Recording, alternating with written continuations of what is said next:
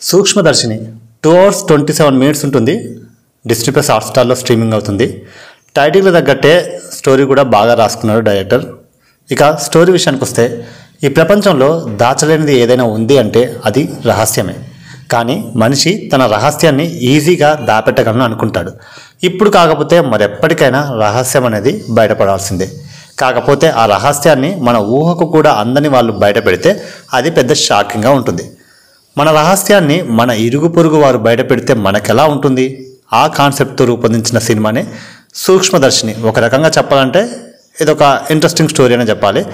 కథతో పాటు screen play కూడా అంతే వైవిధ్యంగా నడుస్తుంది. సూక్ష్మదర్శిని ఒక మలయాళీ సినిమా.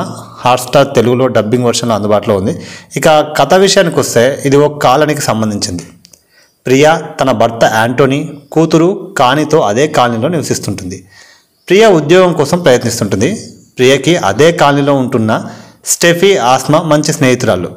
ఓ రోజు ఆ కాలనీలోని ఓ ఇంట్లోకి మాన్యుయల్ తన తల్లితో కొత్తగా చేరతాడు. తన తల్లికి అల్జీమర్స్ వ్యాధి ఉందని చెప్పి కొంత వింతగా ప్రవర్తిస్తుంటాడు మాన్యుయల్. తన ప్రవర్తన ప్రియకి అనుమానాస్పదంగా అనిపించింది. ఈ విషయంపై ప్రియ ఫోకస్ చేసి స్టెఫీ ఆస్మాతో కలిసి అసలు నిజం బయటపెడుతుంది.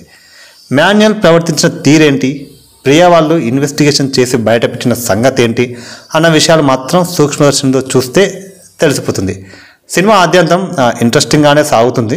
మధ్య మధ్యలో కొంచెం లాగ్ అనిపిస్తుంది అక్కడక్కడ. బట్ ఓవరాల్గా స్టోరీ చూస్తే ఓకే.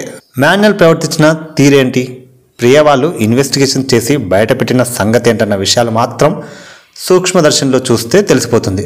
సినిమా ఆద్యంతం ఇంట్రెస్టింగ్గానే ఉంటుంది. మధ్యలో అక్కడక్కడ కొన్ని లాగ్ సీన్స్ అయితే ఉంటాయి. సో అవి మినహాయిస్తే ఓవరాల్గా మూవీ అయితే ఇంట్రెస్టింగ్గానే ఉంటుంది. అండ్ ఈ మూవీలో నజ్రియా నజీం, బాసిల్ జోసెఫ్ వంటి వారు ప్రధాన పాత్ర నటించారు. ఆఖరిగా ఒక మాట, ఇరుగు పొరుగు వారు మనతో కలిసి ఉంటే మంచిదే, అలాగే వాళ్ళు మనల్ని ప్రత్యేకంగా గమనిస్తున్నారో లేదో కూడా తెలుసుకోవాలి. అప్పుడే మనల్ని ఏ సూక్ష్మదర్శిని ఏమీ చేయలేదు.